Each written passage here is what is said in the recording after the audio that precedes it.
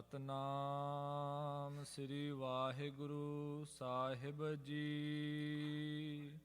ਦੋਹਰਾ ਬਜੇ ਨਗਾਰੇ ਕੂਚ ਕੇ, ਕਰ ਸਮਾਜ ਸਭ ਜੰਗ।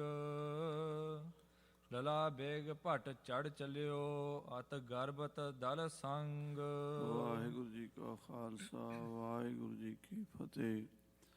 ਪਰਮ ਸਨਮਾਨਯੋਗ ਗੁਰੂ ਕੀ ਸਾਜੀ ਨਵਾਜੀ ਗੁਰੂ ਰੂਪ ਸਾਧ ਸੰਗਤ ਜੀਓ, ਸਤਿਗੁਰਾਂ ਦੀ ਪਵਿੱਤਰ ਪਾਵਨ ਹਜ਼ੂਰੀ ਦੇ ਵਿੱਚ ਹਾਜ਼ਰੀਆਂ ਭਰ ਕੇ ਆਪਣੇ ਜੀਵਨ ਦੀਆਂ ਕੀਮਤੀ ਘੜੀਆਂ ਨੂੰ ਸਫਲਿਆਂ ਕਰ ਰਹੇ ਹੋ।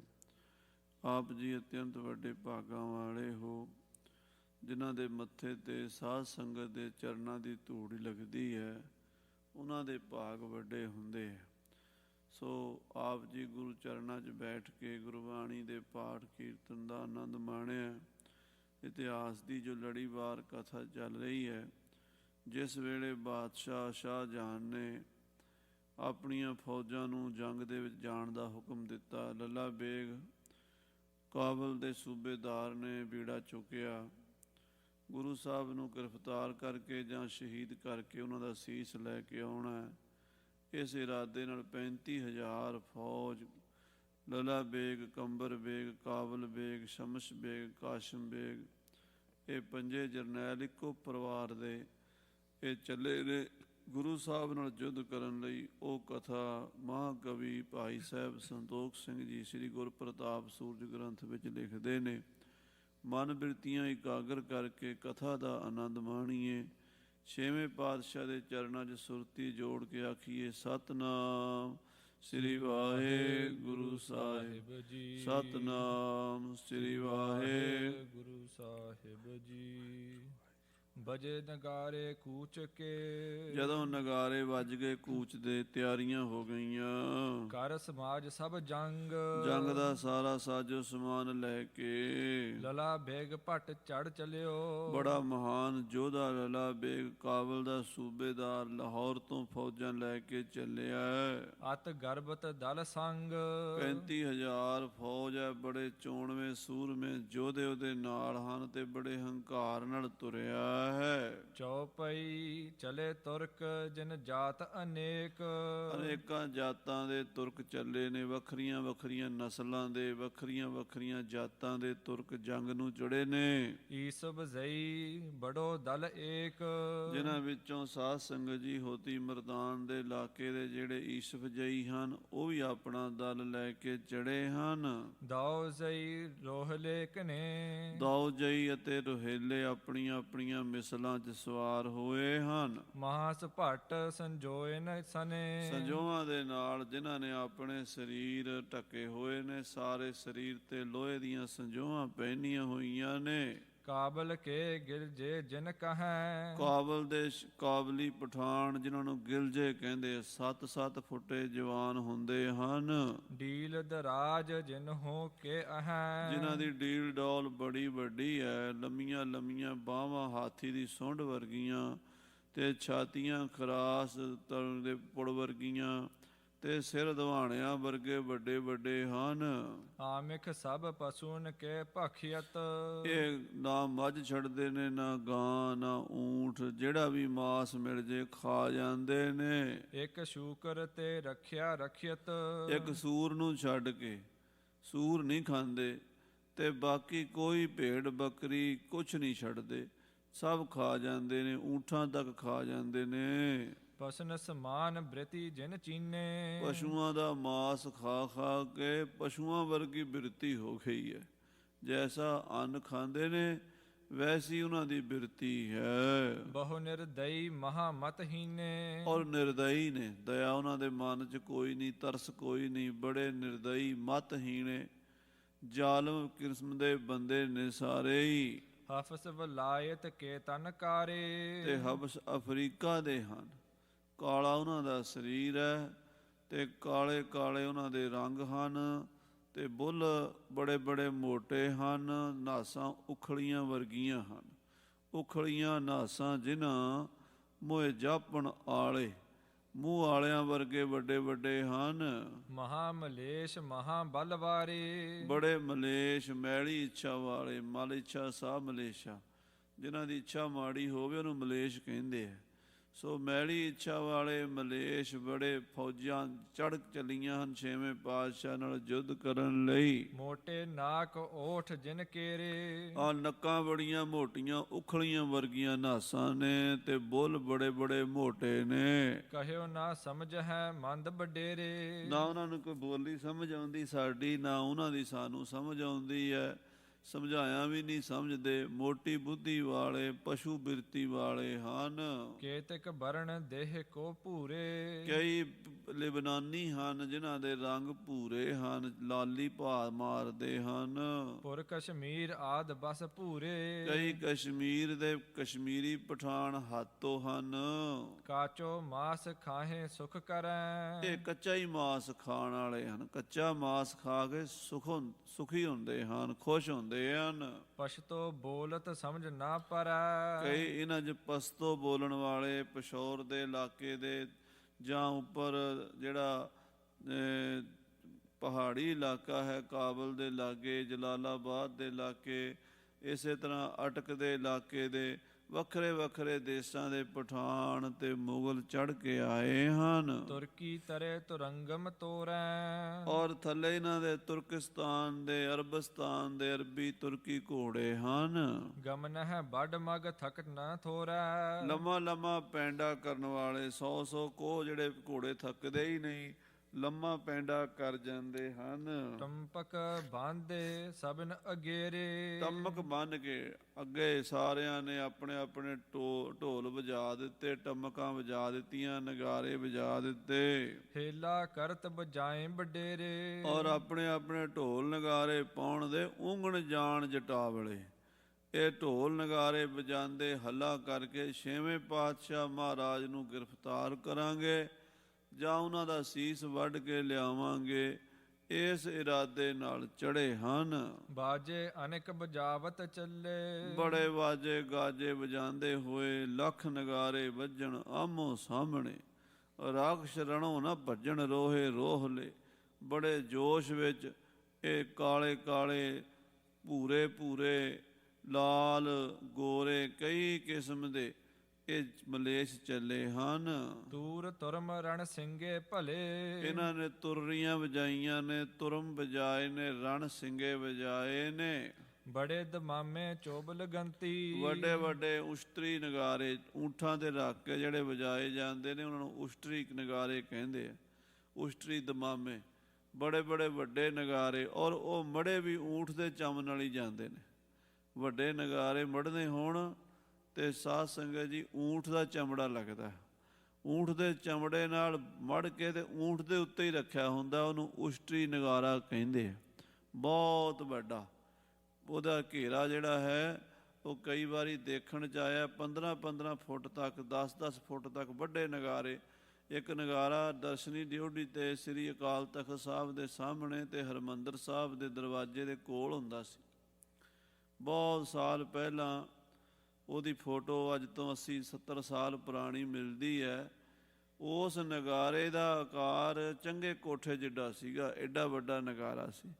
ਉਹਨੂੰ ਕਹਿੰਦੇ ਉਸ਼ਤਰੀ ਨਗਾਰੇ, ਵੱਡੇ ਨਗਾਰੇ। ਉਹ ਰੱਖ ਦਿੱਤੇ ਹਨ ਊਂਠਾਂ ਦੇ ਉੱਤੇ। ਦੋਹਰੀਆਂ ਚੋਭਾਂ ਵੱਜੀਆਂ ਹਨ। ਲੇਹਾ ਦੇਹ ਸੈਨ ਗਮਨੰਤੀ। ਨਗਾਰੇ ਵੱਜ ਰਹੇ ਨੇ, ਲੱਖਾਂ ਹੀ ਦੇ ਲੇਹਾ ਦੇਹੀ ਫੌਜਾਂ ਚੜੀਆਂ ਨੇ। ਚਲੇ ਤੁਰਕ ਮਤ ਮੰਦ ਗਵਾਰੇ। ਮਤ ਮੰਦ ਮਾੜੀ ਬੁੱਧੀ ਵਾਲੇ, ਗਵਾਰ ਬਿਰਤੀ ਵਾਲੇ ਤੁਰਕ ਚੱਲੇ ਨੇ। ਹਾਨ ਲਾਭ ਨਹੀਂ ਕਛੂ ਵਿਚਾਰੇ। ਇਹਨਾਂ ਨੂੰ ਪਤਾ ਹੀ ਨਹੀਂ ਵੀ ਸਾਡਾ ਨੁਕਸਾਨ ਹੋ ਜਾਣਾ। ਹਾਨ ਲਾਭ ਦਾ ਪਤਾ ਹੀ ਨਹੀਂ। ਸੰਤਾਂ ਨਾਲ ਵੈਰ ਕਮਾਉਂਦੇ, ਦੁਸ਼ਟਾਂ ਨਾਲ ਮੋਹ ਪਿਆਰ। ਆਗੇ ਪਾਛੇ ਸੁੱਖ ਨਹੀਂ, ਮਰ ਜੰਮੇ ਵਾਰੋ ਵਾਰ। ਇਹ ਦੁਸ਼ਟ ਏਦਾਂ ਚੜੇ ਨੇ। ਭਏ ਕੁਸ਼ ਗੁਣ ਅਗਨ ਮਿਲ ਆਗੇ। ਭਏ ਕੁਸਗਨ, ਭਏ ਕੁਸਗਨ ਕਹਿੰਦੇ ਜਦੋਂ ਇਹ ਚੱਲੀਆਂ ਨਾ ਫੌਜਾਂ ਤੇ ਅੱਗੋਂ ਮਾੜੇ ਸਗਨ, ਮਾੜੇ ਲੱਛਣ ਨਜ਼ਰ ਆਏ ਨੇ। ਈਂਦਨ ਭਾਰ ਸਮੁਖ ਦ੍ਰਿਗ ਅਲਾਗੇ। ਸਭ ਤੋਂ ਪਹਿਲਾਂ ਕੋਈ ਲੱਕੜਾਂ ਦਾ ਭਾਰ ਚੁੱਕ ਕੇ ਸਿਰ ਤੇ ਆ ਰਿਹਾ ਹੈ ਜਦੋਂ ਘਰੋਂ ਨਿਕਲਦੇ ਸੀ ਨਾ ਪੰਜਾਬ ਦੇ ਲੋਕ, ਬੜੇ ਕਈ ਸਗਨ ਅਪਸਗਨ ਵਿਚਾਰਿਆ ਕਰਦੇ ਸੀ। ਜੇ ਕੋਈ ਅੱਗੋਂ ਲੱਕੜਾਂ ਦਾ ਭਾਰ ਲੈ ਕੇ ਆਉਂਦਾ ਮਿਲ ਜਾਵੇ, ਕਹਿੰਦੇ ਮਾੜਾ ਸਗਨ ਹੈ। ਇਹਦਾ ਮਤਲਬ ਹੈ ਵੀ ਸੰਸਕਾਰ ਹੋਣਗੇ, ਮੁਰਦੇ ਜਲਣਗੇ, ਲੱਕੜਾਂ ਅੱਗ ਬਾਲਣਗੀਆਂ। ਉਹ ਦੇਖ ਕੇ ਤੇ ਮਨ ਦੇ ਵਿੱਚ ਢਹਿੰਦੀ ਕਲਾ ਆ ਜਾਂਦੀ ਹੈ। ਕਹਿੰਦੇ ਮਨ ਦਾ ਉਤਸ਼ਾਹ ਖਤਮ ਹੋ ਜਾਂਦਾ। ਉਹ ਜਿਹੜੇ ਨਿਕਲੇ ਨੇ ਨਾ ਲਾਹੌਰ ਤੋਂ, ਮਾੜੇ ਸਗਨ ਵੇਖ ਕੇ ਅੱਧਾ ਤੇ ਮਨ ਉੱਥੇ ਹੀ ਮਰ ਗਿਆ ਉਹਨਾਂ ਦਾ। ਹਾਂਜੀ, ਮੁਰਦਾ ਦਾਹ ਦੇਣ ਲੈ ਚਲੇ। ਅੱਗੇ ਮੁਰਦਾ ਫੂਕਣ ਲਈ, ਮੁਰਦਾ ਦੱਬਣ ਲਈ ਲਈ ਜਾਂਦੇ। ਮੁਸਲਮਾਨਾਂ 'ਚ ਦੱਬਦੇ ਨੇ, ਹਿੰਦੂ ਸੰਸਕਾਰ ਕਰਦੇ ਨੇ। ਤੇ ਜਦੋਂ ਕੋਈ ਸਾਹਮਣੇ ਮੁਰਦਾ ਜਾ ਰਿਹਾ ਹੋਵੇ ਤੇ ਬੰਦਾ ਘਰੋਂ ਨਿਕਲਿਆ ਹੋਵੇ ਤੇ ਮਨ ਉੱਦਾਂ ਹੀ ਅੱਧਾ ਮਰ ਜਾਂਦਾ ਵੀ ਹਾਂ ਇਹ ਵੀ ਰੰਗ ਦੁਨੀਆ ਦਾ ਵੇਖਣਾ ਪੈਂਦਾ। ਮੁਰਦੇ ਵੇਖ ਕੇ ਤੇ ਫੇਰ ਮਨ ਵਿੱਚ ਇਹਨਾਂ ਦੇ ਢਹਿੰਦੀ ਕਲਾ ਆਈ ਆ ਵੀ ਸ਼ਾਇਦ ਜੰਗ 'ਚ ਸਾਡੀ ਹਾਰ ਹੋ ਜਾਏਗੀ। ਇਨਕੇ ਚੜ੍ਹਤ ਅਗਾਰੀ ਮਿਲਾ। ਜਦੋਂ ਫੌਜਾਂ ਨਿਕਲੀਆਂ ਨੇ ਲਾਹੌਰ ਤੋਂ ਤਾਂ ਅੱਗੇ ਮੁਰਦੇ ਮਿਲੇ ਨੇ। ਛੂਟੇ ਬਾਰ ਨਾਰ ਰੁੱਧ ਨਾਵੈ। ਤੇ ਜਨਾਨੀਆਂ ਉਹਨਾਂ ਮੁਰਦਿਆਂ ਦੇ ਨਾਲ ਜਾ ਰਹੀਆਂ, ਰੋਂਦੀਆਂ ਪਿੱਟਦੀਆਂ, ਛਾਪੇ ਕਰਦੀਆਂ, ਕੇਸ ਖੁੱਲੇ ਹੋਏ, ਹਾਏ ਵੇ ਕਰਦੀਆਂ ਪਿੱਟਦੀਆਂ ਹਨ। ਸ਼ਿਵਾ ਬਮਤ ਬੰਨੀ ਕੂਕਾਵੈ। ਔਰ ਸਾਧ ਸੰਗਤ ਜੀ, ਜਿਹੜੀਆਂ ਮੜੀਆਂ ਦੇ ਵਿੱਚ ਅੱਗ ਬਲ ਰਹੀ, ਮੁਰਦੇ ਸੜ ਰਹੇ ਨੇ, ਉਹਨਾਂ ਨੂੰ ਦੇਖ ਕੇ ਗਿੱਦੜ ਕੂਕਦੇ ਨੇ ਤੇ ਅੱਗ ਭਬਕਦੀ ਹੈ। ਬੋਲ ਉਠੇ ਚਹੁ ਦਿਸ਼ ਖਰ ਘੋਰ। ਕਹਿੰਦੇ ਬਹੁਤ ਸਾਰੇ ਖੋਤੇ ਹਿਣਕਦੇ ਨੇ। ਲਖਤ ਨਾ ਮੰਦ ਜਾਹੇ ਗੁਰ ਔਰ। ਪਰ ਇਹਨਾਂ ਮੂਰਖਾਂ ਨੂੰ, ਇਹਨਾਂ ਬਦ ਸਗਨੀਆਂ ਨਾਲ ਕੋਈ ਸਮਝ ਨਹੀਂ ਪੈ ਰਹੀ, ਅਕਲ ਨਹੀਂ ਆ ਰਹੀ। ਅਜੇ ਵੀ ਮੌਤ ਵੱਲ ਤੁਰੇ ਜਾਂਦੇ ਨੇ। ਮਰਨ ਦੇ ਲਈ ਗੁਰੂ ਹਰਗੋਬਿੰਦ ਸਾਹਿਬ ਨਾਲ ਜੰਗ ਕਰਨ ਲਈ ਤੁਰ ਪਏ ਨੇ। ਕਹੂੰ ਚਾਲ ਕਹੂੰ ਪੋਈਆ ਪਾਏ। ਕਿਤੇ ਘੋੜਿਆਂ ਨੂੰ ਪੋਈਏ ਪਾਉਂਦੇ ਨੇ, ਕਿਤੇ ਘੋੜਿਆਂ ਨੂੰ ਰਵਾਲ ਚਾਲ 'ਚ ਪਾਉਂਦੇ ਨੇ, ਕਦੀ ਰੇਬੀਆ 'ਚ ਪਾਉਂਦੇ ਨੇ। ਕਰਤ ਸ਼ੀਘਰਤਾ ਹੈ ਗਮਨਾਏ। ਛੇਤੀ ਨਾਲ ਘੋੜਿਆਂ ਨੂੰ ਤੋਰਦੇ ਨੇ ਵੀ ਛੇਤੀ ਜਾਈਏ ਤੇ ਗੁਰੂ ਹਰਗੋਬਿੰਦ ਸਾਹਿਬ ਨਾਲ ਜੰਗ ਕਰੀਏ। ਉਡੀ ਧੂਲ ਰਵ ਬਚ ਸਮਾਇਓ। ਸਾਧ ਸੰਗਤ ਜੀ, ਘੋੜਿਆਂ ਦੇ ਖੁਰਾਂ ਦੇ ਨਾਲ ਧਰਤੀ ਤੋਂ ਧੂੜ ਉੱਡ ਕੇ ਅਸਮਾਨ ਨੂੰ ਚੜ੍ਹ ਗਈ। ਛੜੀ ਤੁਰੰਗਮਾ, ਚੰਡੀ ਦੀ ਵਾਰ ਦੇ ਵਿੱਚ ਆਉਂਦਾ ਨਾ, ਧੂੜ ਉਤਾਹਾਂ ਘਾਲੀ ਛੜੀ ਤੁਰੰਗਮਾ। ਤੁਰੰਗਮ ਕਹਿੰਦੇ ਘੋੜਿਆਂ ਨੂੰ। ਘੋੜਿਆਂ ਦੀਆਂ ਛੜਾਂ ਦੇ ਨਾਲ, ਘੋੜਿਆਂ ਦੇ ਪੌੜਾਂ ਦੇ ਨਾਲ ਧਰਤੀ ਤੋਂ ਧੂੜ ਉੱਡ ਕੇ ਅਸਮਾਨ ਨੂੰ ਚਲੀ ਗਈ ਹੈ। ਮਗ ਮਹਿ ਪੁਰ ਗ੍ਰਾਮਨ ਕੋ ਛਾਇਓ। ਕਹਿੰਦੇ ਲਾਹੌਰ ਤੋਂ ਲੈ ਕੇ ਫੌਜਾਂ ਤੁਰੀਆਂ ਨੇ, ਪਿੰਡਾਂ ਦੇ ਵਿੱਚ, ਸ਼ਹਿਰਾਂ ਦੇ ਵਿੱਚ, ਰਸਤੇ 'ਚ ਧੂੜ ਹੀ ਧੂੜ ਕਰ ਦਿੱਤੀ। ਇੰਨੀ ਫੌਜ ਚੜੀ ਹੈ। ਹਿਮਰਤ ਹੁਤੀ ਪਰ ਹੈ ਬਹੁ ਪਾਰਾ। ਸਰਦੀ ਦੀ ਰੁੱਤ ਸੀਗੀ, ਪਾਲਾ ਬਹੁਤ ਪੈ ਰਿਹਾ ਸੀ, ਠੰਡ ਬੜੀ ਸੀਗੀ। ਆਈ ਦਿਨ ਸੀਗੇ ਪੋਹ ਮਾਘ ਦੇ, ਇਹਨੂੰ ਹਿਮ ਰੁੱਤ ਕਹਿੰਦੇ। ਪੋਹ ਤੇ ਮਾਘ ਦਾ ਮਹੀਨਾ ਜਿਹੜਾ ਹੈ ਬਹੁਤ ਠੰਡ ਹੁੰਦੀ। ਹਿਮ ਦਾ ਮਤਲਬ ਹੁੰਦਾ ਬਰਫ਼, ਸਨੋ ਪੈਂਦੀ ਹੈ, ਬਰਫ਼ ਪੈਂਦੀ ਹੈ, ਕੋਰਾ ਪੈਂਦਾ। ਤੇ ਪੰਜਾਬ ਦੇ ਵਿੱਚ ਵੀ ਭਾਵੇਂ ਬਰਫ਼ ਨਹੀਂ ਪੈਂਦੀ ਪਰ ਠੰਡ ਤਾਂ ਬਹੁਤ ਪੈਂਦੀ ਹੈ। ਇਸ ਕਰਕੇ ਇਸ ਰੁੱਤ ਨੂੰ ਹਿਮ ਰੁੱਤ ਕਹਿੰਦੇ ਆ। ਹਾਂਜੀ, ਚਲਿਓ ਜਾਏ ਲਸ਼ਕਰ ਖਲ ਭਾਰਾ। ਕਹਿੰਦੇ ਲਲਾ ਬੇਗ ਦਾ ਲਸ਼ਕਰ 35,000 ਫੌਜ ਮਾਰੋ ਮਾਰ ਕਰਦੀ ਤੁਰੀ ਜਾ ਰਹੀ ਹੈ। ਪਾਲਾ ਬਹੁਤ ਹੈ, ਠੰਡ ਬਹੁਤ ਹੈ, ਇਹਨਾਂ ਨੂੰ ਲੱਗਦੀ ਹੈ। ਸਗਰੇ ਦਿਵਸ ਗਮਰ ਤੇ ਆਏ। ਸਵੇਰ ਦੇ ਲਾਹੌਰੋਂ ਤੁਰਦੇ ਹੀ ਆਏ ਹਨ। ਰਾਤ ਪਰੀ ਤੇ ਨਹਿ ਠਹਿਰਾਏ। ਰਾਤ ਵੀ ਰੁਕੇ ਨਹੀਂ। ਬਾਦਸ਼ਾਹ ਦਾ ਹੁਕਮ ਹੈ ਰਸਤੇ 'ਚ ਕਿਤੇ ਰੁਕਣਾ ਨਹੀਂ। ਛੇਤੀ ਗੁਰੂ ਨੂੰ ਘੇਰ ਲੈਣਾ ਜਾ ਕੇ। ਆਗੇ ਪਾਛੈ ਕੋ ਸਮ ਚਾਲੇ। ਅੱਗੇ ਪਿੱਛੇ ਤੁਰੇ ਹੀ ਆਉਂਦੇ, ਪਿਛਲੇ ਵੀ ਤੁਰੇ ਆਉਂਦੇ, ਅਗਲੇ ਵੀ ਤੁਰੇ ਜਾਂਦੇ ਆ। ਪੀ ਪੀ ਕੈਫ ਭਏ ਮਤ ਵਾਲੇ। ਠੰਡ ਹੋਣ ਕਰਕੇ दारू ਪੀਤੀ ਹੋਈ ਹੈ, ਬੋਤਲ ਸ਼ਰਾਬ ਦੀ ਪੀ ਕੇ ਮਤਵਾਲੇ ਹੋਏ ਨੇ। ਮਾਰ ਬਕਾਰਾ ਕਰਤ ਸੁਨਾਵੈ। ਮਾਰ ਲਓ ਕਰਦੇ ਨੇ। ਕਹਿੰਦੇ ਗੁਰੂ ਨੂੰ ਫੜ ਕੇ ਲਿਆਣਾ ਅਸੀਂ ਜਾ ਕੇ। ਕਹਾਂ ਗੁਰੂ ਹਮ ਜੰਗ ਮਚਾਵੈ। ਆ ਸਾਡੇ ਸਾਹਮਣੇ ਤੇ ਆਵੇ ਗੁਰੂ, ਅਸੀਂ ਗੁਰੂ ਨਾਲ ਜੰਗ ਕਰਾਂਗੇ। ਹਮ ਤੇ ਆਗੇ ਭਾਗ ਨਾ ਜਾਏ। ਸ਼ਰਾਬ ਪੀ ਕੇ ਬੜੇ ਉੱਚੇ ਨਾਅਰੇ ਮਾਰਦੇ ਨੇ, ਯਾ ਅਲੀ ਯਾ ਮੁਹੰਮਦ। ਤੇ ਕਹਿੰਦੇ ਨੇ ਗੁਰੂ ਸਾਡੇ ਤੋਂ ਪਹਿਲਾਂ ਕਿਤੇ ਭੱਜ ਨਾ ਜਾਵੇ। ਜੇ ਗੁਰੂ ਕਿਤੇ ਭੱਜ ਗਿਆ ਫਿਰ ਫੜਨਾ ਔਖਾ ਹੈ, ਤੇ ਜੇ ਕਿਤੇ ਠਹਿਰ ਗਿਆ ਤੇ ਫਿਰ ਅਸੀਂ ਛੱਡਦੇ ਨਹੀਂ। ਫਿਰ ਅਸੀਂ ਗੁਰੂ ਨੂੰ ਗ੍ਰਿਫਤਾਰ ਕਰਕੇ ਪਿੰਜਰੇ 'ਚ ਪਾ ਕੇ ਹੱਥ ਕੜੀਆਂ ਲਾ ਕੇ ਲਿਆਵਾਂਗੇ। ਹਾਸਲ ਕਰਹਿ ਮੁਰਾਦ ਖੁਦਾਏ। ਅੱਲਾਹ ਤਾਲਾ ਸਾਡੀ ਮੁਰਾਦ ਪੂਰੀ ਕਰ ਦੇਵੇ, ਕਿਤੇ ਗੁਰੂ ਭੱਜ ਨਾ ਜਾਵੇ, ਗੁਰੂ ਖੜਾ ਰਵੇ ਬਸ ਇੱਕ ਵਾਰੀ, ਫਿਰ ਅਸੀਂ ਦੇਖਾਂਗੇ ਗੁਰੂ ਨੂੰ। ਹਜ਼ਰਤ ਕੇ ਹੈ ਦੇ ਕਰ ਮਿਲੇ। ਗੁਰੂ ਹਰਗੋਬਿੰਦ ਜੇ ਆਪਣਾ ਭਲਾ ਚਾਹੁੰਦਾ ਹੋਵੇ, ਬਾਦਸ਼ਾਹ ਦੇ ਘੋੜੇ ਦੇ ਕੇ ਸਾਡੇ ਅੱਗੇ ਹੱਥ ਖੜੇ ਕਰਕੇ ਸਿਲੰਡਰ ਕਰ ਦੇਵੇ, ਗੁਰੂ ਆਤਮ ਸਮਰਪਣ ਕਰ ਦੇਵੇ, ਮੁਕਾਬਲਾ ਨਾ ਕਰੇ। ਇਹ ਵੀ ਹਮਕੋ ਨਾਹਿਨ ਭਲੇ। ਜੇ ਇਹ ਵੀ ਸਾਡੇ ਲਈ ਚੰਗਾ ਨਹੀਂ ਵੀ ਗੁਰੂ ਸਾਨੂੰ ਘੋੜੇ ਵਾਪਸ ਕਰ ਦੇਵੇ, ਲੜਾਈ ਤੋਂ ਟਲ ਜਾਵੇ, ਇਹ ਵੀ ਚੰਗਾ ਨਹੀਂ। ਕਿਉਂ? ਅਸੀਂ ਚਾਹੁੰਦੇ ਹਾਂ ਵੀ ਦੋ ਹੱਥ ਕਰਨੇ ਆ ਉਹਦੇ ਨਾਲ, ਆਪਸ ਇਸ ਤਰ੍ਹਾਂ ਦੀਆਂ ਗੱਲਾਂ ਕਰਦੇ ਹਨ। ਵਜਹ ਲੋਹੇ ਸੋ ਲੋਹ ਕਰਾਰਾ। ਅੱਧੇ ਤਾਂ ਕਹਿੰਦੇ ਵੀ ਗੁਰੂ ਜਿਹੜਾ ਹੈ ਉਹ ਸਾਡਾ ਜਾਂਦੇ ਹੀ ਡਰ ਕੇ ਸਾਨੂੰ ਸੁਲ੍ਹਾ ਕਰ ਲੇਗਾ, ਅੱਧੇ ਕਹਿੰਦੇ ਨਹੀਂ ਇਹ ਗੱਲ ਠੀਕ ਨਹੀਂ, ਚੰਗਾ ਹੋਵੇਗਾ ਵੀ ਮੁਕਾਬਲਾ ਹੋਵੇ, ਲੋਹੇ ਤੇ ਲੋਹਾ ਖੜਕੇ, ਫਿਰ ਮਜ਼ਾ ਆਵੇਗਾ। ਮਾਰਨ ਮਰਬੇ ਮਚਹਿ ਖਾਰਾ। ਜੰਗ ਦਾ ਅਖਾੜਾ ਮਚਾਵਾਂਗੇ, ਮਰਾਂਗੇ ਤੇ ਮਾਰਾਂਗੇ। ਮਨ ਭਾਵਤ ਹਮ ਤਬ ਕਰ ਲੈ ਹੈ। ਜੇ ਗੁਰੂ ਸਾਡੇ ਨਾਲ ਲੜੇਗਾ ਨਾ, ਫਿਰ ਸਾਡੀਆਂ ਮੁਰਾਦਾਂ ਪੂਰੀਆਂ ਹੋਣਗੀਆਂ, ਫਿਰ ਅਸੀਂ ਆਪਣੇ ਮਨ ਦੀ ਮਨ ਆਈ ਕਰਾਂਗੇ, ਗੁਰੂ ਨੂੰ ਵੀ ਮਾਰਾਂਗੇ ਤੇ ਗੁਰੂ ਦੇ ਸਿੱਖਾਂ ਨੂੰ ਵੀ ਮਾਰਾਂਗੇ। ਮਾਰ ਹੈ ਗੁਰੂ ਕਿਦੋਂ ਪਕੜੈ ਹੈ। ਜਾਂ ਗੁਰੂ ਨੂੰ ਗ੍ਰਿਫਤਾਰ ਕਰਾਂਗੇ ਜਾਂ ਗੁਰੂ ਦਾ ਸਿਰ ਵੱਢ ਕੇ ਲੈ ਚੱਲਾਂਗੇ। ਸਤੁਦਰਵ ਮਿਲੀ ਬਿਪਾਸਾ ਦੋ। ਇਦਾਂ ਦੀਆਂ ਗੱਲਾਂ, ਇਦਾਂ ਦੀਆਂ ਡੀਂਗਾਂ ਮਾਰਦੇ ਹੋਏ, ਯਾ ਅਲੀ ਯਾ ਮੁਹੰਮਦ ਦਾ ਰੌਲਾ ਨਾਰਾ ਮਾਰਦੇ ਹੋਏ ਕਿੱਥੇ ਪਹੁੰਚ ਗਏ? ਜਿੱਥੇ ਸਤਲੁਜ ਤੇ ਬਿਆਸਾ, ਇਹ ਦੋ ਦਰਿਆ ਇਕੱਠੇ ਹੁੰਦੇ, ਬਿਆਸਾ ਦਰਿਆ ਤੇ ਸਤਲੁਜ ਦੋਵੇਂ ਇਕੱਠੇ ਹੋ ਜਾਂਦੇ ਆ। ਮਾਝਾ ਮਾਲਵਾ ਦੁਆਬਾ ਵੀ ਸਮਝੋ ਇਕੱਠੇ ਹੋ ਜਾਂਦੇ ਆ। ਹਰੀ ਕਾ ਪਤਨ ਹੈ। ਫਿਰੋਜ਼ਪੁਰ ਵੱਲ ਜਾਈਏ, ਇੱਥੋਂ ਸ੍ਰੀ ਅੰਮ੍ਰਿਤਸਰ ਤੋਂ ਤਰਨਤਾਰਨ ਸਾਹਿਬ ਟੱਪ ਕੇ ਤੇ ਫਿਰ ਅੱਗੇ ਜਾ ਕੇ ਆਉਂਦਾ ਹਰੀ ਕਾ ਪਤਨ, ਵਾਹਵਾ ਦੂਰ ਹੈ ਉੱਥੋਂ। ਤੇ ਇੱਧਰੋਂ ਮੋਗੇ ਵੱਲੋਂ ਜਾਈਏ, ਫਰੀਦਕੋਟ ਵੱਲੋਂ ਜਾਈਏ ਤਾਂ ਵੀ ਉਹ ਹੈੱਡ ਆਉਂਦਾ ਜਿੱਥੇ ਦੋ ਦਰਿਆ ਇਕੱਠੇ ਹੁੰਦੇ ਆ। ਬਹੁਤ ਵੱਡਾ ਅੱਜ ਕੱਲ੍ਹ ਉਹਨਾਂ ਨੇ ਪੁਲ ਬਣਾਇਆ ਹੋਇਆ, ਦੋਵਾਂ ਦਰਿਆਵਾਂ 'ਚੋਂ ਨਹਿਰਾਂ ਕੱਢੀਆਂ ਹੋਈਆਂ ਜਿਹੜੀਆਂ ਰਾਜਸਥਾਨ ਨੂੰ ਜਾਂਦੀਆਂ। ਉਸ ਹਰੀ ਕੇ ਪਤਨ ਵਾਲੀ ਥਾਂ 'ਤੇ ਇਹ ਪਹੁੰਚ ਗਏ ਹਨ। ਆਵਤ ਭਈ ਅਗਾਰੀ ਦੋ। ਇਹ ਦੋਵੇਂ ਨਦੀਆਂ ਸਾਹਮਣੇ ਖੜੀਆਂ ਹਨ। ਪਹਿਲਾਂ ਬਿਆਸਾ ਪਾਰ ਕਰਨੀ ਹੈ, ਨਾਲ ਉੱਧਰੋਂ ਦਰਿਆ ਸਤਲੁਜ ਵਿੱਚ ਪੈ ਰਿਹਾ।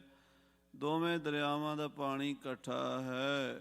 ਗਨ ਤਰਨੀ ਬਹੁ ਘਾਟਨ ਕੇਰੀ। ਇੱਥੇ ਇਹਨਾਂ ਨੇ ਬਹੁਤ ਘਾਟਾਂ ਦੀਆਂ ਨਦੀਆਂ ਇਕੱਠੀਆਂ, ਬੇੜੀਆਂ ਮੰਗਾ ਲਈਆਂ। ਜਿਹੜੇ ਆਲੇ ਦੁਆਲੇ ਦਰਿਆ ਦੇ ਘਾਟ ਸੀਗੇ ਨਾ, ਉੱਥੇ ਬੰਦੇ ਭੇਜਦੇ ਵੀ ਇੱਥੇ ਕਿਸ਼ਤੀਆਂ ਇੱਥੇ ਲੈ ਕੇ ਆਓ। ਸਾਰੀਆਂ ਬੇੜੀਆਂ ਇਕੱਠੀਆਂ ਕਰ ਲਈਆਂ, ਸਾਰੀਆਂ ਕਿਸ਼ਤੀਆਂ ਇਕੱਠੀਆਂ ਕਰ ਲਈਆਂ। ਉਹਨਾਂ ਵਿੱਚ ਘੋੜੇ ਚੜ੍ਹਾ ਕੇ ਤੇ ਬੰਦੇ ਚੜ੍ਹਾ ਕੇ ਦਰਿਆ ਤੋਂ ਪਾਰ ਹੋ ਰਹੇ ਨੇ। ਗਹਿ ਮੰਗਵਾਏ ਬਟੋਰ ਕਨੇਰੀ। ਕਹਿੰਦੇ ਸਾਰੇ ਜਿੰਨੇ ਬੇੜੇ ਸੀਗੇ, ਜਿੰਨੀਆਂ ਬੇੜੀਆਂ ਕਿਸ਼ਤੀਆਂ ਸੀਗੀਆਂ, ਵੋਟਾਂ ਸੀ, ਸਾਰੀਆਂ ਬੁਲਾ ਕੇ ਉਹਨਾਂ ਦੇ ਵਿੱਚ ਬੰਦੇ ਤੇ ਘੋੜੇ ਸਵਾਰ ਹੋ ਗਏ, ਊਂਠ ਸਵਾਰ ਹੋ ਗਏ।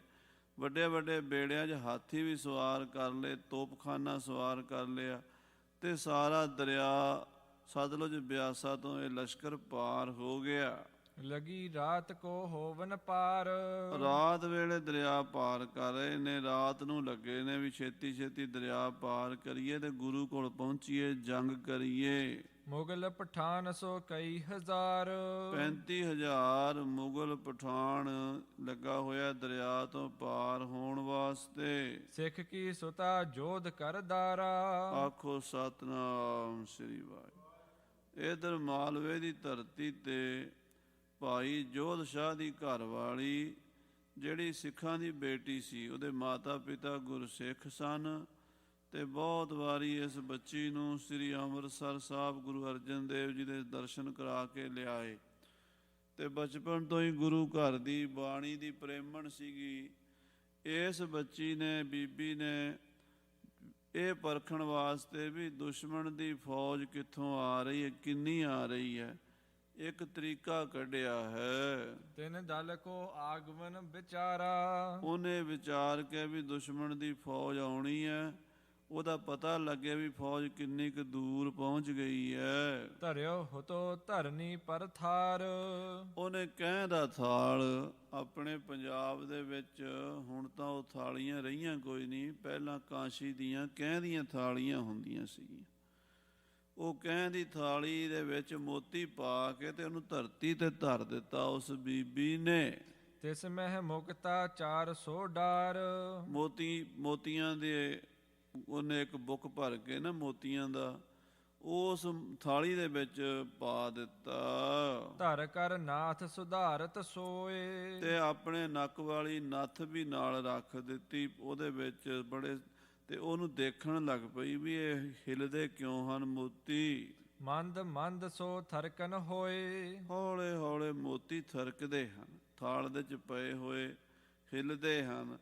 ਥਾਲੀ 'ਚ ਕੰਪਨ ਹੁੰਦੀ ਹੈ, ਕਿਉਂਕਿ ਜਿਹੜੀ ਇਹ ਧਰਤੀ ਹੈ ਨਾ, ਇਹ ਜਾਂ ਦਾ ਭੁਚਾਲ ਆਇਆ ਹਿਲਦੀ ਹੈ ਤਾਂ ਪਤਾ ਲੱਗ ਜਾਂਦਾ ਇਹਨਾਂ ਚੀਜ਼ਾਂ ਦਾ, ਤੇ ਜਾਂ ਫਿਰ ਜਦੋਂ ਬਹੁਤ ਸਾਰੇ ਘੋੜੇ ਧਰਤੀ 'ਤੇ ਦੌੜਦੇ ਹਨ ਤਾਂ ਉਹਦੀ ਧਮਕ ਪੈਂਦੀ ਹੈ।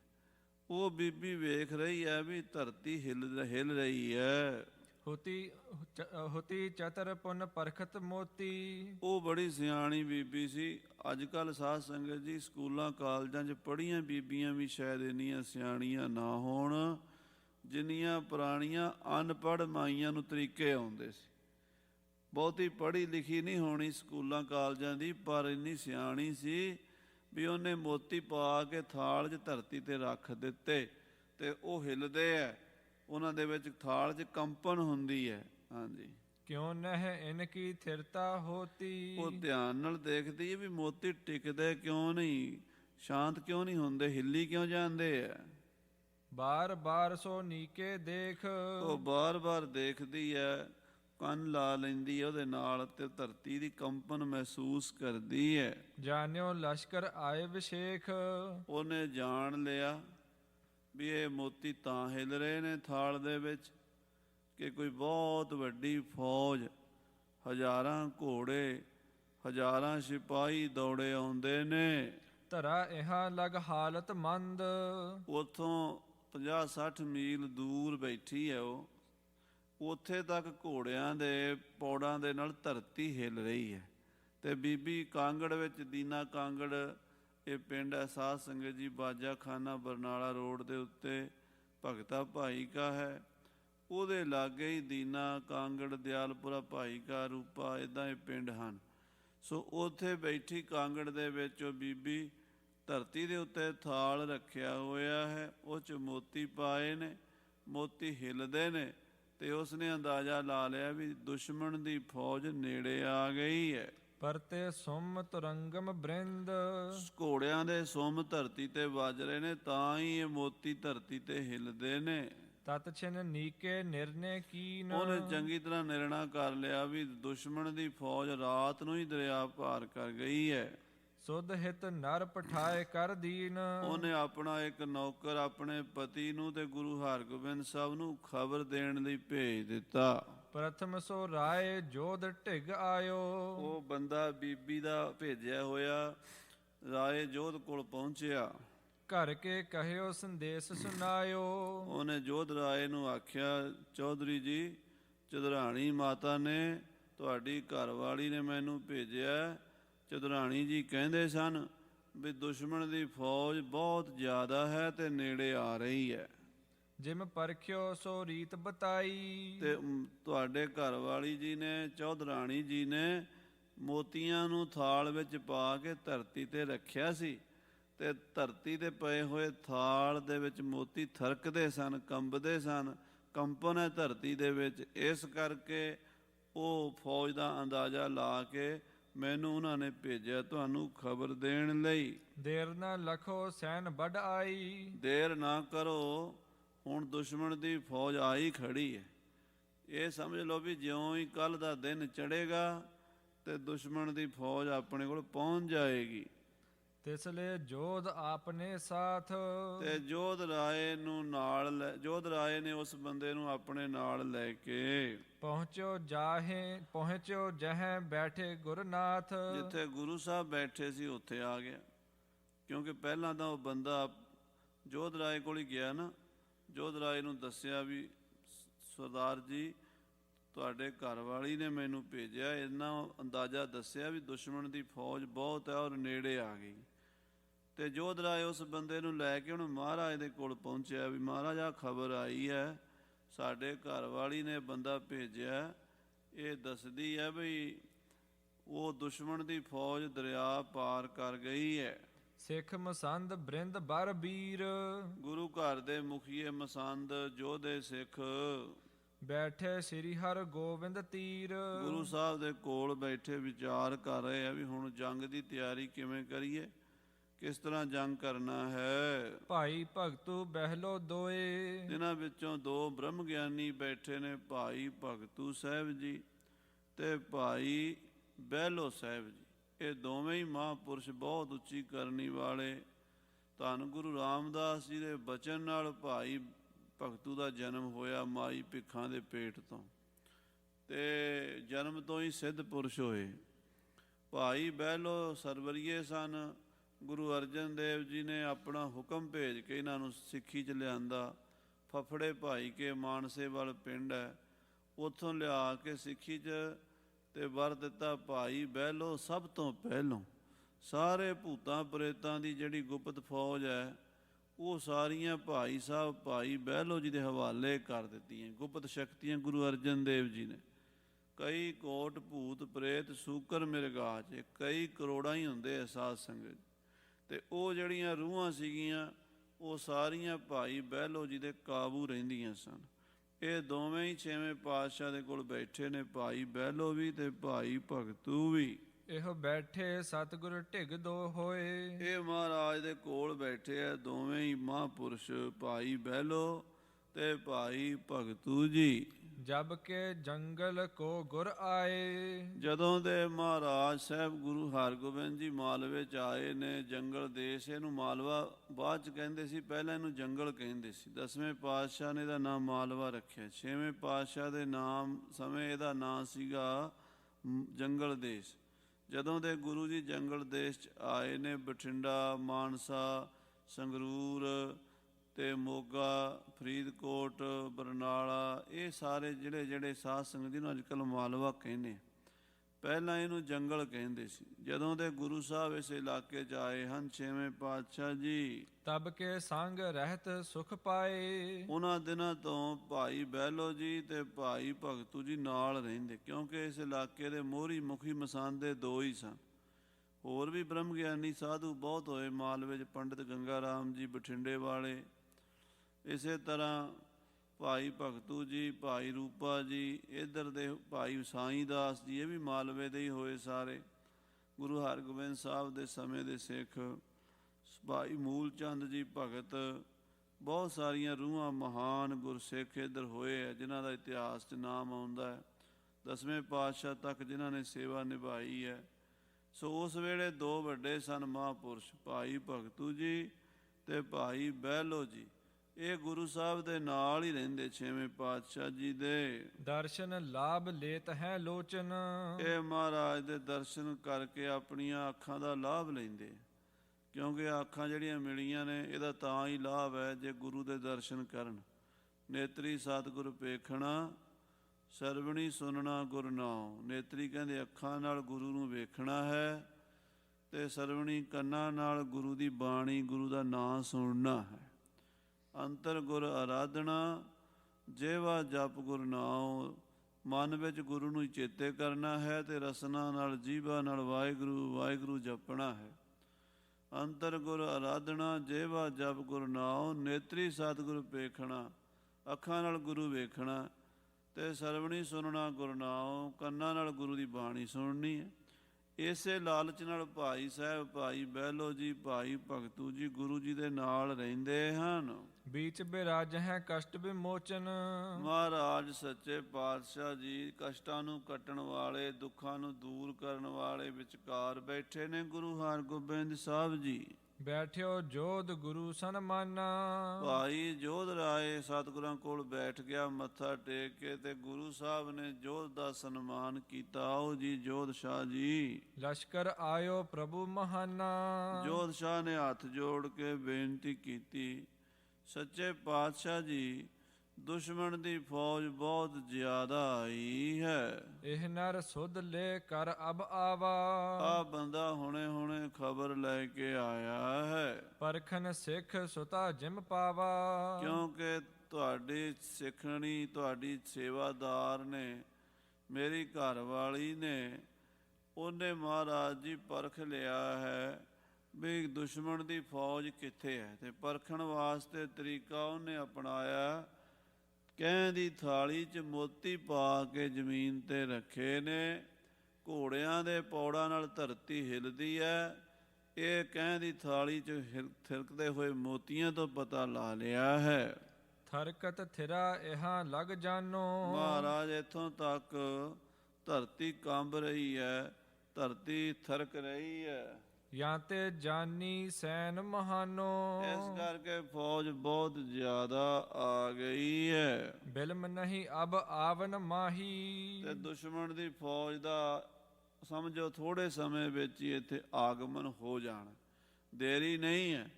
ਮਹਾਰਾਜ ਜਿਵੇਂ ਖਬਰ ਆਈ ਹੈ ਨਾ, ਇਵੇਂ ਹੀ ਦੁਸ਼ਮਣ ਦੀ ਫੌਜ ਹਨੇਰੀ ਦੀ ਤਰ੍ਹਾਂ ਆ ਰਹੀ ਹੈ।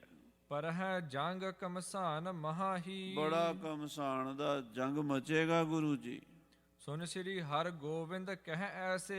ਇਹ ਸੁਣ ਕੇ ਮਹਾਰਾਜ ਛੇਵੇਂ ਪਾਤਸ਼ਾਹ ਜੀ ਕਹਿਣ ਲੱਗੇ, ਹਮ ਵੀ ਤਿਆਰ ਅਗਾਰੀ ਬੈਸੇ। ਭਾਈ ਜੋਧ ਰਾਏ ਜੀ, ਆਪਾਂ ਵੀ ਤਿਆਰ ਬੈਠੇ ਹਾਂ, ਆਉਣ ਤਾਂ ਦਿਓ। ਜਿਹੜਾ ਚੜ ਕੇ ਆਵੇਗਾ ਉਤਰ ਕੇ ਜਾਵੇਗਾ। ਜਾਫਤ ਦੇਨ ਹੇਤ ਸਵਧਾਨਾ। ਅਸੀਂ ਉਹਨਾਂ ਦਾ ਸਵਾਗਤ ਕਰਨ ਲਈ, ਉਹਨਾਂ ਨੂੰ ਆਉਂਦਿਆਂ ਨੂੰ ਪਾਰਟੀ ਸ਼ਾਰਟੀ ਚਾਹ ਪਾਣੀ ਪਿਆਉਣ ਲਈ ਤਿਆਰ ਬੈਠੇ ਆ। ਸਮੁਖ ਸਿਪਰ ਇਹ ਪਾਤਰ ਨਾਨਾ। ਆ ਜਿਹੜੀਆਂ ਢਾਲਾਂ ਨੇ ਨਾ, ਇਹ ਢਾਲਾਂ ਨੇ ਪਲੇਟਾਂ ਦਾ ਕੰਮ ਕਰਨਾ, ਥਾਲੀਆਂ ਦਾ ਕੰਮ ਕਰਨਾ। ਗੋਰੀ ਗਨ ਜਨ ਸ਼ੱਕਰ ਪਾਰੇ। ਤੇ ਜਿਹੜੀਆਂ ਸਾਡੀਆਂ ਬੰਦੂਕਾਂ 'ਚੋਂ ਗੋਲੀਆਂ ਨਿਕਲਣੀਆਂ ਨੇ, ਇਹ ਮਾਨੋ ਸ਼ੱਕਰ ਪਾਰੇ ਮਠਿਆਈਆਂ ਵੰਡਾਂਗੇ। ਖਪਰੇ ਮਨੋਹ ਜਲੇਬ ਉਤਾਰੇ। ਮਹਾਰਾਜ ਕਹਿੰਦੇ ਆ, ਸਾਡੇ ਭੱਥੇ 'ਚ 4-4 ਉਂਗਲ ਚੌੜੇ ਖਪਰੇ ਤੀਰ ਨੇ ਨਾ ਜਿਹੜੇ, ਇਹ ਜਲੇਬੀਆਂ ਦਾ ਕੰਮ ਕਰਨਗੇ, ਜਾ ਕੇ ਉਹਨਾਂ ਦਾ ਸਵਾਗਤ ਕਰਨਗੇ। ਚੱਕਰ ਬਕਰ ਘੇਵਰ ਗਨ ਦੈ ਹੈ। ਆ ਸਾਡੇ ਦੁਮਾਲੇ ਤੇ ਪਾਏ ਹੋਏ ਚੱਕਰ ਜਦੋਂ ਸਾਡੀ ਉਂਗਲੀ ਤੇ ਚੜ ਕੇ ਚੱਲਣਗੇ, ਇੰਜ ਹੋਵੇਗਾ ਜਿਵੇਂ ਘੇਵਰ ਖਵਾਈ ਦਾ। ਸਾਧ ਸੰਗਤ ਜੀ, ਘੇਵਰ ਮਠਿਆਈ ਹੁੰਦੀ ਐਡੀ ਸਾਰੀ ਗੋਲ ਜੀ। ਹੁਣ ਤਾਂ ਉਹ ਰਿਵਾਜ ਹੀ ਚਲੇ ਗਏ। ਪੰਜਾਬ 'ਚ ਕਿਤੇ ਕਿਤੇ ਘੇਵਰ ਅਜੇ ਵੀ ਮਿਲ ਜਾਂਦਾ।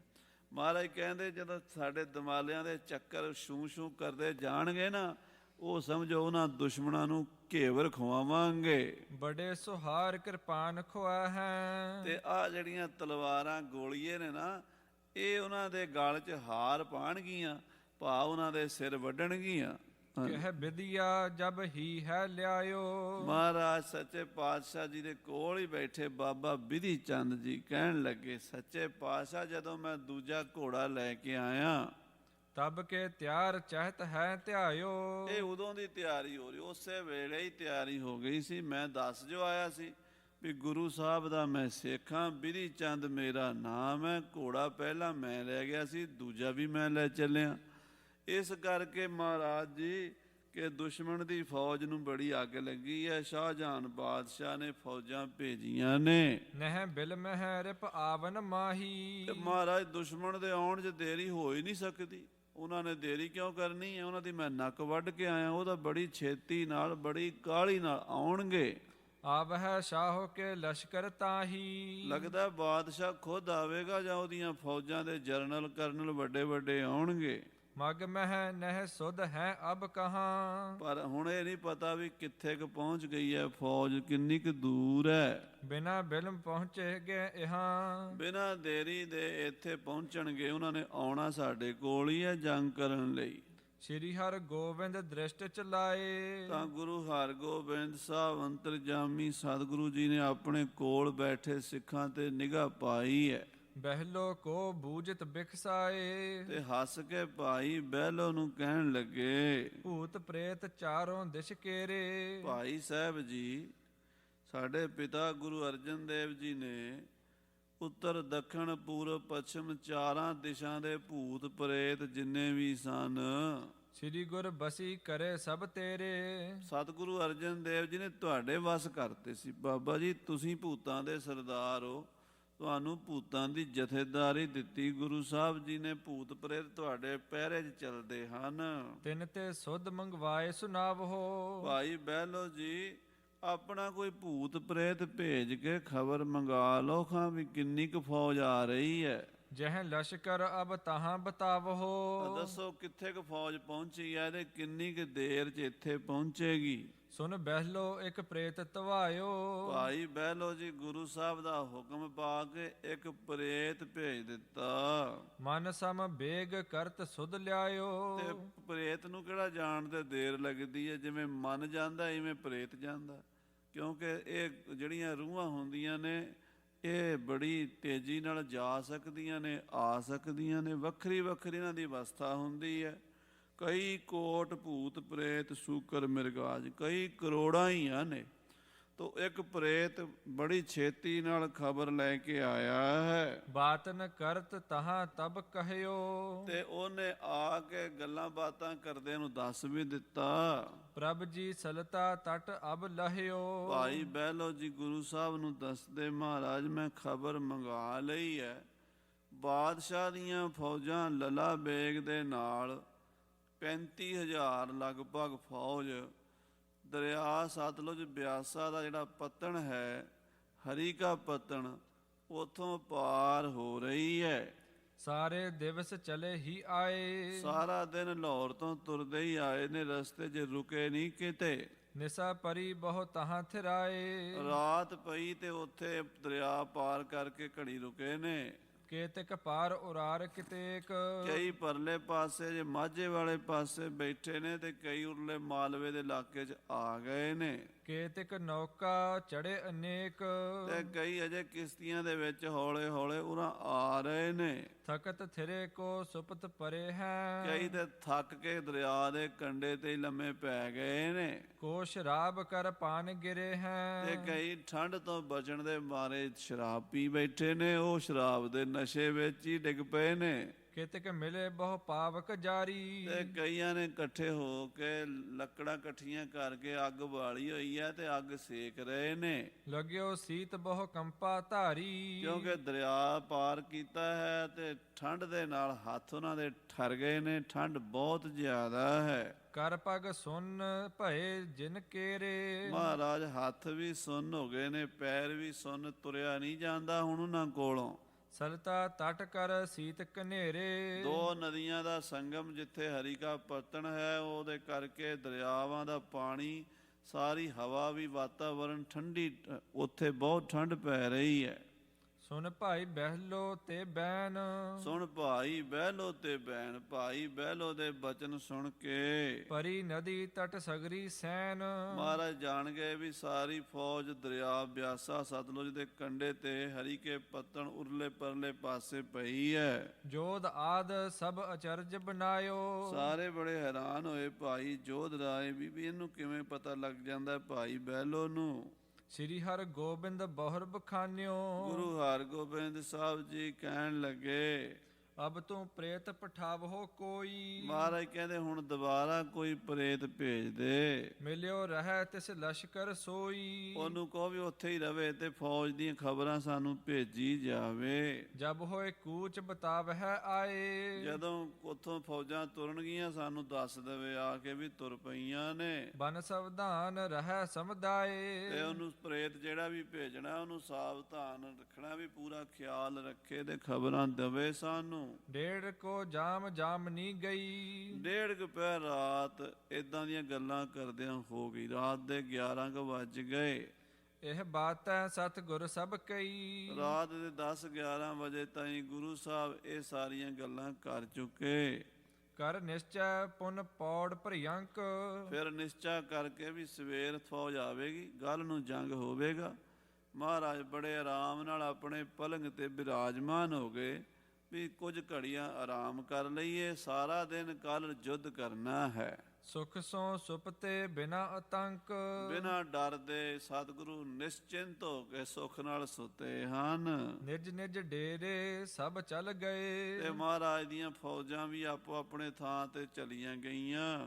ਅਰਧ ਸੁਭਾਟ ਸਵਧਾਨੀ ਗਏ ਕਏ, ਅੱਧੀ ਫੌਜ ਨੂੰ ਸਾਵਧਾਨ ਜੰਗ ਦੇ ਲਈ ਰੱਖਿਆ ਵੀ ਤੁਸੀਂ ਅੱਧੀ ਫੌਜ ਜਾਗਦੀ ਰਵੇ, ਤਿਆਰ ਬਰ ਤਿਆਰ ਰਵੇ, ਤੇ ਅੱਧੀ ਫੌਜ ਆਰਾਮ ਕਰ ਲਵੇ। ਸਵੇਰੇ ਫਿਰ ਜੰਗ ਹੋਣਾ, ਵਾਰੀ ਵਾਰੀ ਥੋੜਾ ਥੋੜਾ ਆਰਾਮ ਕਰ ਲੈਣ ਯੋਧੇ। ਅਰਧ ਸੁਪਤ ਭੇ ਨਿੰਦਰਾ ਪਾਈ, ਅੱਧਿਆਂ ਨੇ ਸੌਂ ਕੇ ਆਰਾਮ ਕਰ ਲਿਆ ਸਿੱਖਾਂ ਨੇ, ਤੇ ਅੱਧੇ ਸਿੱਖ ਜਿਹੜੇ ਜਾਗਦੇ ਰਹੇ ਹਥਿਆਰ ਲੈ ਕੇ।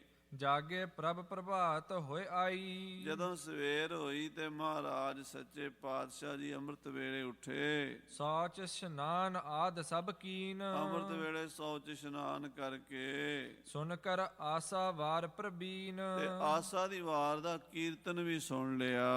ਬੈਠੇ ਹੁਤੇ ਸਕਲ ਚਲ ਆਏ, ਦੀਵਾਨ ਲਾ ਕੇ ਮਹਾਰਾਜ ਬੈਠੇ ਅੰਮ੍ਰਿਤ ਵੇਲੇ ਹੀ। ਉੱਥੇ ਹੀ ਗੁਰੂ ਦੇ ਦਰਬਾਰ 'ਚ ਸਾਰੇ ਸੂਰਮੇ ਤੇ ਸਾਰੇ ਗੁਰੂ ਘਰ ਦੇ ਮੁਖੀਏ ਮਸੰਦ ਆ ਗਏ। ਸੁਭਾਟ ਮਸੰਦ ਸਿੱਖ ਸਮੁਦਾਏ, ਯੋਧੇ ਵੀ ਆ ਗਏ ਤੇ ਮਸੰਦ ਵੀ ਆ ਗਏ। ਗੁਰ ਕੇ ਕਹੇ ਭੂਤਨੀ ਪਹਿਲੋਂ, ਰਾਤ ਮਹਾਰਾਜ ਨੇ ਕਿਹਾ ਸੀ ਵੀ ਕੋਈ ਭੂਤ ਭੇਜ ਦੇਈਂ ਤੇ ਪਤਾ ਰੱਖੀ ਭਾਈ ਬਹਿਲੋ। ਤੇ ਭਾਈ ਬਹਿਲੋ ਨੇ ਇੱਕ ਭੂਤਨੀ ਭੇਜ ਦਿੱਤੀ ਸੀ ਰਾਤ ਨੂੰ, ਪ੍ਰੇਤਣੀ, ਜਿਹਨੇ ਜਾ ਕੇ ਖਬਰ ਲਿਆਣੀ ਸੀ। ਪਠੀ ਨਿਸਾ ਮਹਿ ਸੁਧ ਹਿਤ ਬਹਿਲੋ, ਭਾਈ ਬਹਿਲੋ ਨੇ ਭੂਤਨੀ ਭੇਜੀ ਖਬਰ ਲਿਆਉਣ ਵਾਸਤੇ ਤੁਰਕਾਂ ਦੀ ਫੌਜ ਵਿੱਚ। ਜਬ ਲਸ਼ਕਰ ਕੋ ਹੋਵਹਿ ਕੂਚ, ਮਹਾਰਾਜ ਨੇ ਕਿਹਾ ਸੀ ਵੀ ਕੋਈ ਖਬਰ ਮੰਗਾਉਣ ਵਾਸਤੇ ਭੇਜ ਦਿਓ। ਤੇ ਉਹਨੂੰ ਭਾਈ ਬਹਿਲੋ ਨੇ ਕਹਿਤਾ ਵੀ ਜਦੋਂ ਉੱਥੋਂ ਫੌਜ ਚੱਲੇਗੀ ਨਾ, ਸਾਨੂੰ ਖਬਰ ਕਰ ਦਵੀਂ। ਤਬ ਸੁਧ ਦੇਹੋ ਇਤ ਆਏ ਪਹੂਚ, ਜਦੋਂ ਹਰੀ ਕੇ ਪੱਤਣ ਤੋਂ ਤੁਰਨਗੇ ਤੂੰ ਖਬਰ ਕਰ ਦਵੀਂ, ਦੱਸ ਦਵੀਂ, ਅਸੀਂ ਤਿਆਰੀਆਂ ਕਰਾਂਗੇ। ਸੋ ਤੁਰਕਨ ਕੇ ਦਲ ਮਹਿ ਗਈ, ਉਹ ਭੂਤਨੀ ਜਿਹੜੀ ਸੀ ਭਾਈ ਬਹਿਲੋ ਦੀ ਭੇਜੀ ਤੁਰਕਾਂ ਦੀ ਫੌਜ ਵਿੱਚ ਚਲੀ ਗਈ। ਸੁਧ ਹਿਤ ਬੀਚ ਪ੍ਰਵੇਸ਼ਿਤ ਭਈ, ਔਰ ਖਬਰ ਲੈਣ ਵਾਸਤੇ ਦੁਸ਼ਮਣ ਦੀ ਫੌਜ ਵਿੱਚ ਪ੍ਰਵੇਸ਼ ਕਰ ਗਈ। ਤਹਾਂ ਹੋਤੋ ਇੱਕ ਪਠਤ ਮੁਲਾਨਾ, ਉੱਥੇ ਵੀ ਸਾਧ ਸੰਗਤ ਜੀ ਗਾਂ ਵੀ ਬੰਦੇ ਹੁੰਦੇ ਆ, ਹਰ ਇੱਕ ਬੰਦਿਆਂ ਨੇ ਆਪੋ ਆਪਣਾ ਉਪਰਾਲਾ ਕੀਤਾ ਹੀ ਹੁੰਦਾ। ਮੁਸਲਮਾਨਾਂ ਕੋਲ ਵੀ ਕਾਲਾ ਇਲਮ, ਲਾਲ ਇਲਮ, ਚਿੱਟਾ ਇਲਮ, 3 ਤਰ੍ਹਾਂ ਦਾ ਇਲਮ ਮੰਨਦੇ ਆ। ਉਹ ਇੱਕ ਮੁਲਾਣਾ ਜਿਹੜਾ ਸੀ ਕੁਰਾਨ ਦੀਆਂ ਸੈਫੀਆਂ ਪੜ੍ਹਦਾ ਸੀ। ਭੂਤਨ ਵਿਦਿਆ ਵਿਖੈ ਮਹਾਨਾ, ਉਹ ਭੂਤ ਵਿਦਿਆ ਜਾਣਦਾ ਸੀ, ਭੂਤ ਵਿਦਿਆ 'ਚ ਬੜਾ ਮਹਾਨ ਸੀ, ਸਿਆਣਾ ਸੀ ਉਹ। ਲਖੀ ਭੂਤਨੀ ਕੀ ਗਤ ਤਾਹੂ, ਉਸ ਮੁਲਾਣੇ ਨੂੰ ਪਤਾ ਲੱਗਾ ਵੀ ਸਾਡੀ ਫੌਜ 'ਚ ਕੋਈ ਭੂਤਨੀ ਆਈ ਹੈ। ਸੁਧ ਹਿਤ ਪਹੁੰਚੀ ਲਸ਼ਕਰ ਮਾਹੂ, ਸਾਡੀ ਫੌਜ ਦੀ ਖਬਰ ਲੈਣ ਆਈ ਹੋਈ ਹੈ। ਮੰਤਰਨ ਸੰਗ ਪਕਰ ਸੋ ਲਈ, ਉਸ ਮੁਲਾਣੇ ਨੇ ਆਪਣੀਆਂ ਕਲਾਮਾਂ ਦੇ ਨਾਲ ਭਾਈ ਬਹਿਲੋ ਦੀ ਭੂਤਨੀ ਫੜ ਲਈ, ਕੈਦ ਕਰ ਲਈ। ਭੂਤਨ ਸੌਂਪ ਕੈਦ ਕਰ ਦਈ, ਭੂਤਾਂ ਨੂੰ ਸੌਂਪ ਦਿੱਤੀ ਤੇ ਭੂਤਾਂ ਨੇ ਉਹਨੂੰ ਕੈਦ ਕਰ ਲਿਆ। ਬਹਿਲੋ ਕੋ ਸੁਧ ਭਈ ਨਾ ਆਏ, ਪਰ ਭਾਈ ਬਹਿਲੋ ਕੋਲ ਭੂਤਨੀ ਨੇ ਆ ਕੇ ਕੋਈ ਖਬਰ ਨਹੀਂ ਦਿੱਤੀ ਵਾਪਸ। ਨਿਸ਼ਚੈ ਧਰਿਓ ਕੇ ਇਹੋ ਸੁਧ ਲਿਆਏ, ਭਾਈ ਬਹਿਲੋ ਇਸੇ ਆਸ ਤੇ ਬੈਠੇ ਰਹੇ ਵੀ ਭੂਤਨੀ ਖਬਰ ਲਿਆਏਗੀ। ਸ੍ਰੀ ਗੁਰ ਢਿਗ ਬੈਠਿਓ ਤਬ ਜਾਈ, ਜਦੋਂ ਸਵੇਰੇ ਆਸਾ ਦੀ ਵਾਰ ਦਾ ਭੋਗ ਪਿਆ ਤੇ ਭਾਈ ਬਹਿਲੋ ਜੀ ਕੋਲ ਆ ਕੇ ਬੈਠੇ ਸਤਿਗੁਰੂ 6ਵੇਂ ਪਾਤਸ਼ਾਹ ਜੀ ਦੇ। ਚੌਹ ਦਿਸ਼ ਮਹਿ ਥਿਰ ਨਰ ਸਮਦਾਈ, ਬਾਬਾ ਬਿਧੀ ਚੰਦ ਭਾਈ ਜੇਠਾ ਵਰਗੇ ਸੂਰਮੇ ਆਲੇ ਦੁਆਲੇ ਬੈਠ ਗਏ, ਸਿੱਖ ਫੌਜਾਂ ਬੈਠ ਗਈਆਂ।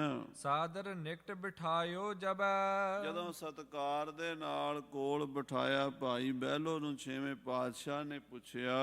ਮੁਸਕਾਵਤ ਬੋਲੇ ਗੁਰ ਤਬੈ, ਹੱਸ ਕੇ ਮੁਸਕਰਾ ਕੇ ਗੁਰੂ ਸਾਹਿਬ ਕਹਿੰਦੇ ਹਨ, ਕਹੋ ਭਾਈ ਸੁਧ ਲਸ਼ਕਰ ਕੇਰੀ, ਕਹੋ ਭਾਈ ਬਹਿਲੋ ਜੀ ਕੋਈ ਖਬਰ ਮੰਗਾਈ ਹੈ? ਦੁਸ਼ਮਣ ਦੀ ਫੌਜ ਦਾ ਕੀ ਹਾਲ ਹੈ? ਫੌਜ ਉਥੋਂ ਚੱਲੀ ਹੈ ਕਿ ਨਹੀਂ ਚੱਲੀ? ਕੂਚ ਕੇ ਹੈ ਮੁਕਾਮ ਇਸ ਬੇਰੀ, ਹਾਂ, ਦੁਸ਼ਮਣ ਦੀ ਫੌਜ ਦਾ ਡੇਰਾ ਜੇ ਹਰੀ ਕੇ ਪੱਤਣ ਤੇ ਹੀ ਹੈ ਕਿ ਉੱਥੋਂ ਉਹਨਾਂ ਨੇ ਕੂਚ ਕਰ ਦਿੱਤਾ ਹੈ? ਕਹਿਤ ਭਇਓ ਦੋਨੋਂ ਕਰ ਜੋਰੇ, ਭਾਈ ਬਹਿਲੋ ਹੱਥ ਜੋੜ ਕੇ ਕਹਿਣ ਲੱਗਾ, ਤੁਰਕ ਜੇ ਕੂਚ ਕਰਹਿ ਇਤ ਓਰੇ, ਮਹਾਰਾਜ ਜਦੋਂ ਤੁਰਕ ਉੱਥੋਂ ਚੱਲਣਗੇ ਤਤ ਛਿਨ ਹੀ ਸੁਧ ਮੋਹ ਢਿਗ ਆਏ। ਉਸੇ ਵੇਲੇ ਮੇਰੀ ਭੂਤਨੀ ਮੈਨੂੰ ਆ ਕੇ ਦੱਸ ਦੇਗੀ, ਮੇਰੇ ਕੋਲ ਖਬਰ ਪਹੁੰਚ ਜਾਏਗੀ, ਮੈਂ ਡਿਊਟੀ ਲਾਈ ਹੋਈ ਹੈ, ਪ੍ਰੇਤਣੀ ਭੇਜੀ ਹੋਈ ਹੈ। ਸਭ ਰਾਵਰ ਕੋ ਦਿਓ ਸੁਨਾਏ। ਮੈਂ ਆਪ ਜੀ ਨੂੰ ਦੱਸ ਦਿਆਂਗਾ ਮਹਾਰਾਜ, ਕਿਉਂਕਿ ਮੇਰੀ ਭੇਜੀ ਹੋਈ ਭੂਤਨੀ ਸਹੀ ਖਬਰ ਦਵੇਗੀ। ਅੰਤਰ ਜਾਮੀ ਗੁਰੂ ਬਖਾਨਾ। ਗੁਰੂ ਹਰਗੋਬਿੰਦ ਸਾਹਿਬ ਅੰਤਰਜਾਮੀ ਬੋਲੇ। ਭਇਓ ਕੂਚ ਲਸ਼ਕਰ ਪ੍ਰਸਥਾਨਾ। ਭਾਈ ਸਾਹਿਬ ਜੀ, ਕਿਹੜੀਆਂ ਉਮੀਦਾਂ ਲਾਈ ਬੈਠੇ ਹੋ? ਦੁਸ਼ਮਣ ਦੀ ਫੌਜ ਤਾਂ ਉੱਥੋਂ ਚੱਲ ਪਈ ਹੈ। ਤਹਾਂ ਭੂਤਨੀ ਤੋਹੇ ਪਠਾਈ। ਜਿਹੜੀ ਤੂੰ ਭੂਤਨੀ ਭੇਜੀ ਸੀ ਨਾ ਖਬਰ ਲਿਆਉਣ ਵਾਸਤੇ ਉੱਥੇ, ਗਹੀ ਮੁਲਾਨੇ ਤਿਨ ਸੁਧ ਪਾਈ। ਉਹ ਤੇ ਮੁਲਾਣੇ ਨੇ ਕੈਦ ਕਰ ਲਈ ਹੈ।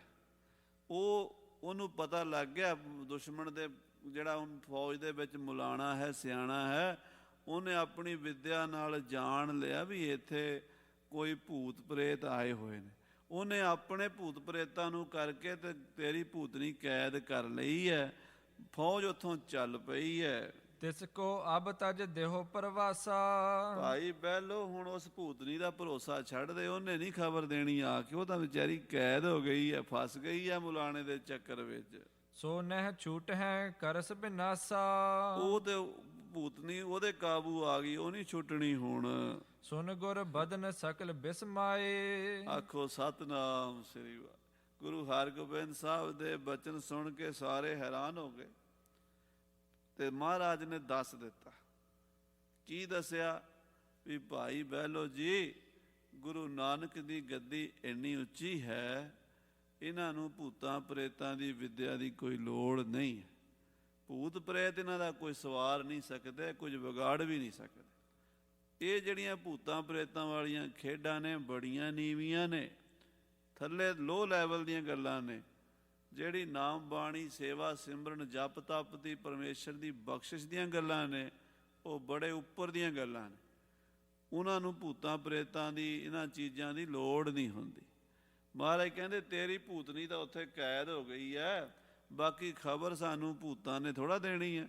ਸਾਨੂੰ ਸਭ ਪਤਾ ਲੱਗ ਰਿਹਾ, ਦੇਖ ਰਹੇ ਹਾਂ, ਦੁਸ਼ਮਣ ਦੀ ਫੌਜ ਚੱਲ ਪਈ ਹੈ ਉੱਥੋਂ। ਤਬ ਬਹਿਲੋ ਬਹੁ ਭੂਤ ਪਠਾਏ। ਤਾਂ ਭਾਈ ਬਹਿਲੋ ਨੇ ਇਸ ਗੱਲ ਦੀ ਤਸਦੀਕ ਕਰਨ ਲਈ ਹੋਰ ਭੂਤ ਭੇਜ ਦਿੱਤੇ। ਤਿਨ ਤਤ ਛਿਨ ਸੁਧ ਆਨ ਸੁਨਾਈ। ਉਹਨਾਂ ਨੇ ਆ ਕੇ ਦੱਸਿਆ ਗਹੀ ਭੂਤਨੀ ਸੈਨ ਸੋਹ ਆਈ। ਕਿ ਭਾਈ ਸਾਹਿਬ ਜੀ, ਆਪਣੇ ਨਾਲ ਦੀ, ਸਾਡੇ ਨਾਲ ਜਿਹੜੀ ਭੂਤਨੀ ਭੇਜੀ ਸੀ ਨਾ ਤੁਸੀਂ, ਉਹ ਸੱਚੀ ਮੁਲਾਣੇ ਨੇ ਕੈਦ ਕਰ ਲਈ ਹੋਈ ਹੈ, ਉੱਥੋਂ ਆ ਨਹੀਂ ਸਕਦੀ ਹੁਣ।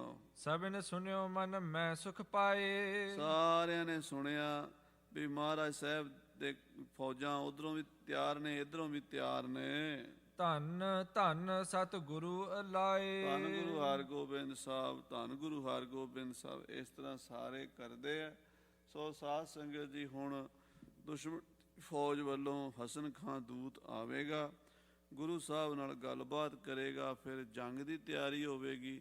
ਇਹ ਕਥਾ ਅਗਲੇ ਪ੍ਰਕਰਣਾਂ 'ਚ ਆਪਾਂ ਸਰਵਣ ਕਰਾਂਗੇ। ਮਹਾਰਾਜ ਦਾ ਜੰਗ ਗੁਰੂ ਹਰਗੋਬਿੰਦ ਸਾਹਿਬ ਜੀ ਦੀ ਲਾਈਫ ਦੇ ਵਿੱਚ ਤੀਸਰਾ ਜੰਗ ਹੈ, ਬਹੁਤ ਵੱਡਾ ਯੁੱਧ ਹੈ। ਮਹਾਰਾਜ ਲੜਨਗੇ, ਫਤਿਹ ਪਾਣਗੇ, ਉਹ ਕਥਾ ਸਰਵਣ ਕਰਾਂਗੇ। ਹੇ ਗੋਬਿੰਦ, ਹੇ ਗੋਪਾਲ।